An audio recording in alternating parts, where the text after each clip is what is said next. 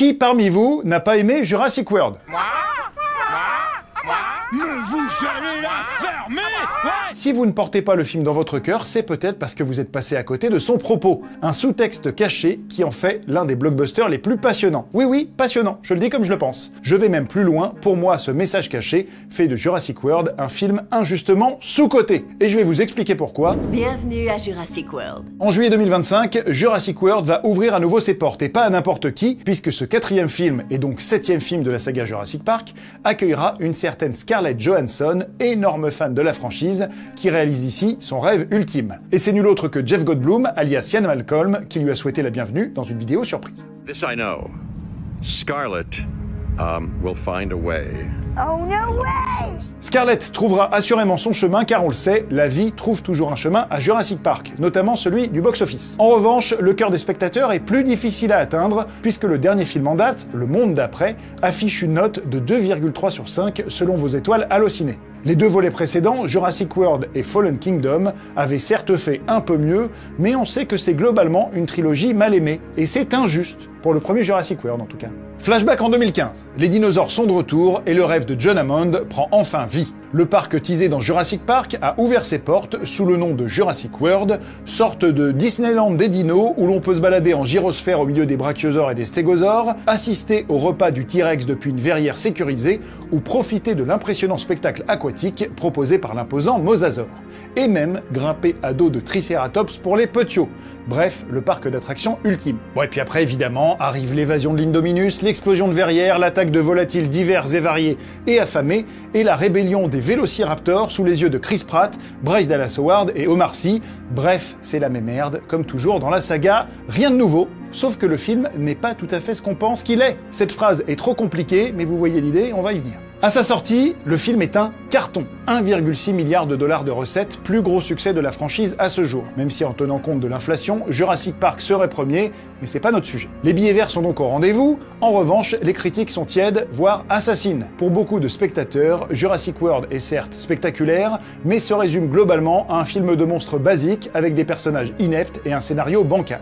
C'est peut-être votre cas d'ailleurs, et je peux l'entendre, mais il y a autre chose à voir derrière cette façade de blockbuster lambda, un discours méta passionnant qui interroge l'industrie hollywoodienne, ses créateurs et ses spectateurs.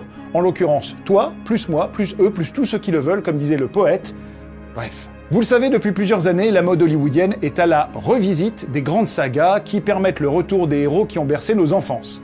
Des legacy-quels, ça s'appelle, contraction de legacy, héritage, et de sequel, suite. À ce titre, le vrai point de bascule est justement en 2015. Cette année-là, on assiste entre autres au retour de Star Wars avec Le Réveil de la Force ou épisode 7, de Mad Max avec Fury Road, de Terminator avec Genesis et donc de Jurassic Park avec Jurassic World. Des longs métrages qui font résonner une certaine nostalgie chez les spectateurs comme chez les créateurs, qui peuvent ainsi prolonger les univers qui les ont inspirés, et qui illustrent aussi et surtout la volonté évidente des grands studios de miser leurs dollars sur des IP identifiées et lucratives. Sans parler aussi d'une incapacité à se renouveler créativement. En tout cas, le but de tout ça est simple, faire du neuf avec du vieux, en attirant les fans de l'époque et embarquer le public d'aujourd'hui avec de nouveaux personnages qui reprennent le flambeau. Jurassic World coche parfaitement ses cases, en mêlant justement suite, renouvellement et fanservice. Dès son premier teaser, le film surfe d'ailleurs sur les références, regardez ça, de quoi hyper les nostalgiques.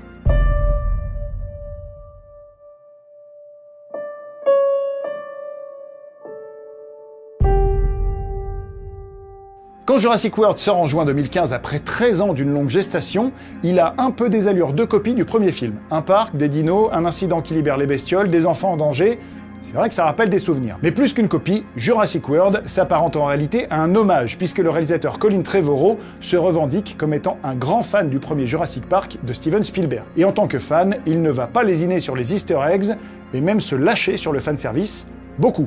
Trop peut-être, mais c'est pas ça qui est important. Colin Trevorrow, c'est surtout quelqu'un qui vient du cinéma indépendant. Jurassic World n'est en effet que son deuxième film après le très discret Safety Not Guarantee. Sa présence aux commandes du blockbuster est donc assez étonnante, là où on aurait attendu un yes man rompu à l'exercice. Et c'est ce qui va permettre d'avoir la distance nécessaire pour glisser dans le film un discours méta et surtout une critique appuyée d'Hollywood, avec le soutien de Steven Spielberg, ici producteur, qui avait lui-même prophétisé l'implosion du système. Du coup, si je vous disais que Jurassic World, le film comme le parc, est en réalité une métaphore cachée du Hollywood d'aujourd'hui. Et oui, et il y a plein d'éléments qui le démontrent. Dans Jurassic World le parc, déjà, il y a des visiteurs. Des visiteurs nombreux, certes, mais aussi rapidement blasés. À l'image de ces ados scotchés à leur téléphone, alors qu'ils sont dans un parc avec des vrais dinosaures. Ces visiteurs, c'est en réalité nous, les spectateurs, qui demandons à être toujours plus impressionnés, mais qui consommons une œuvre sans plus vraiment nous en émerveiller, ou jamais très longtemps, avant de passer à la suivante, et puis à la suivante, et puis à la suivante, et ainsi de suite. Rien n'est jamais assez sensationnel, et surtout rien ne dure. Dans le film, le constat de Claire Dearing, en charge de la gestion du parc, est simple, je la cite, « Les dinosaures faisaient rêver le public il y a 20 ans, aujourd'hui ils ne suffisent plus. » Les jeunes d'aujourd'hui regardent un stégosaure comme un éléphant dans un zoo. D'où l'idée de proposer plus gros, plus puissant, plus de dents avec l'Indominus Rex. Plus gros, plus puissant, plus de dents, gardez ça en tête, c'est important pour la suite. L'Indominus, c'est une bestiole impitoyable de 12 mètres dont l'ADN combine du T-Rex, du Vélociraptor, du Carnotaure, du Giganotosaure et bien d'autres. Comme un film digérait ses propres références finalement. Un monstre dont le nom lui-même s'affranchit de toute inspiration scientifique et relève du marketing pur. Court, efficace, impactant, facile à prononcer pour les enfants et sans doute idéalement calibré pour un référencement sur Google et les réseaux sociaux. Hashtag Indominus Rex. Un dinosaure que le staff du parc va même jusqu'à faire sponsoriser par une grande marque, comme on le ferait avec un film et ses placements de produits. Quand vous dites vouloir être sponsor d'une attraction, qu'avez-vous à l'esprit? On veut frissonner. Et donc je reviens sur le plus gros, plus puissant, plus de dents de tout à l'heure. Cette phrase, elle rappelle férocement le bigger, stronger, badder, l'adage qui va de mise avec toute suite et toute franchise à Hollywood. Et c'est l'approche que doit emprunter Jurassic World lui-même, contraint d'inventer une nouvelle créature dépassant le T-Rex, les Vélociraptors et le Spinosaure. Et c'est précisément là où le film propose un métadiscours fascinant en dénonçant un système qu'il doit lui-même perpétuer. L'Indominus, c'est finalement le film Jurassic World lui-même, summum à l'époque de la surenchère hollywoodienne. Ce qui fait du long métrage une sorte de blockbuster paradoxal qui fait son boulot de superproduction tout en s'autocritiquant. Fascinant, non? Mais le sous-texte va encore plus loin, vous allez voir. Si l'Indominus est le nouveau blockbuster à la mode, si les visiteurs sont les spectateurs, alors qui est Claire, la gestionnaire du parc, campée par Bryce Dallas Howard? Vous l'avez deviné, elle incarne la figure de l'exécutif hollywoodien. Vous savez, ces gens en costard-cravate qui pilotent et dirigent les studios. Leur boulot, relancer et faire fructifier une franchise et contrôler que les cinéastes suivent le cahier des charges, quitte à carrément leur suggérer des plans ou des idées, avec un focus sur les chiffres, les coûts, les profits et la rentabilité. Exactement comme Claire avec Jurassic World, puisqu'elle est uniquement intéressée par les coûts d'exploitation et le nombre de visiteurs du parc, parallèle évident avec le box-office, au point d'en oublier l'éthique. Ainsi, elle justifie aux milliardaires qui possèdent le parc qu'elle ne dispose pas des éléments de mesure pour quantifier le bien-être des animaux. De la même façon, comment un exécutif pourrait-il quantifier un bon film, si ce n'est à travers son box-office, censé rembourser un budget dépensé sans compter? Une vraie réussite, j'ai dépensé sans compter. N'êtes toujours pas convaincu? Attendez la suite. Au-delà de Claire, dans les coulisses du parc, se trouvent les techniciens. Certains cyniques ont totalement adhéré à la logique mercantile et marketing de Jurassic World, à l'image de l'apprenti sorcier Henry Wu, qui ne fait que créer ce que lui demande le patron. Comme le font finalement certains scénaristes, plus vraiment attachés à la qualité de leur script, et plutôt enclins à remplir des cahiers des charges, décliner des sagas existantes et créer des histoires susceptibles de générer des entrées et de vendre des produits dérivés. Il y en a d'autres en coulisses, moins cyniques et nostalgiques du bon vieux temps de la qualité, mais tout aussi complices du système. À l'image de ce personnage, le fan du poste de contrôle, dont le bureau est garni de vieilles figurines vintage Jurassic Park et qui ne cesse d'exprimer ses doutes à haute voix. Vous savez qu'ils sont en chair et en os, ces animaux, non? Ou encore Owen, incarné par Chris Pratt, un ancien militaire bien conscient que rien ne va dans le bon sens, mais qui se retrouve malgré tout contraint de participer au système. On parle d'animaux sauvages, crois-moi, t'en voudrais pas sur le terrain. Ces gens, on pourrait sans mal les rapprocher des techniciens hollywoodiens chevronnés, notamment ceux en charge des effets visuels, désespérés de voir la direction que prennent les choses, tout en y participant pleinement, car après tout, faut bien bosser. Et puis je le disais, il y a nous, les visiteurs, les spectateurs, complices plus que jamais de la surenchère.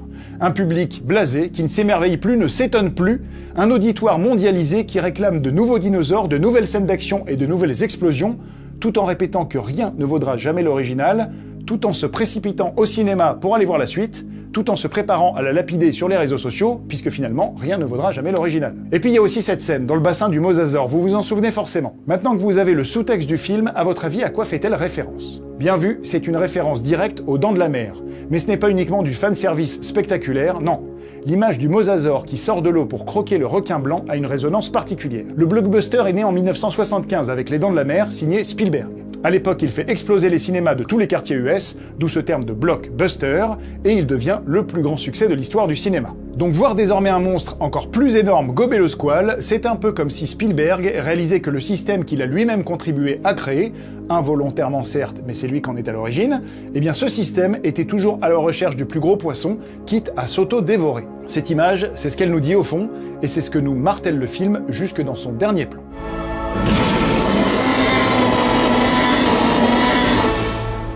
Car ce rugissement final du T-Rex, cette bonne vieille Roberta présente depuis le tout premier film et qui vient de terrasser l'Indominus déviant, eh bien c'est le cinéma, et Colin Trevorrow et Steven Spielberg au passage, le cinéma qui rétablit l'ordre naturel des choses et nous hurle en plein visage que rien ne vaudra jamais l'original. Et il hurle fort, le cinéma d'ailleurs.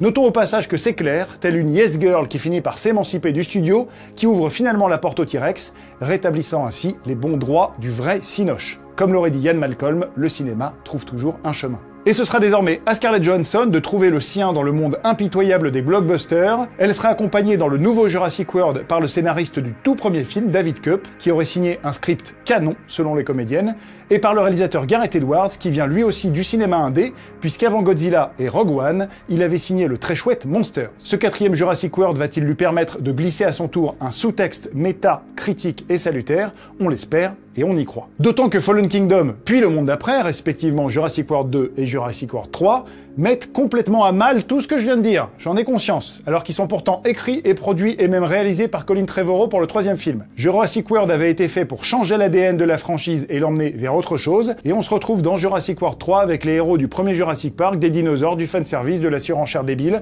bref, une suite qui va finalement à fond dans tout ce que Jurassic World dénonçait, et c'est bien dommage. C'est donc à Scarlett, Gareth et leurs collègues de rétablir les choses désormais. On découvrira ça en juillet 2025 et on croise fort les doigts. En attendant, que pensez-vous de cette analyse de Jurassic World? Est-ce que ça vous a donné une autre vision du film, quitte à revoir votre avis et votre note, ou est-ce que vous le trouvez toujours aussi bancal, voire éclaté? Dites-nous tout dans les commentaires. De mon côté, je remercie Paul de Clairoire, Thomas Humbert, Pablo Auguste, Bambouillatois, Constance Matthews et Nina Lassoka pour leur contribution à cette vidéo. À très bientôt sur Allociné. À plus.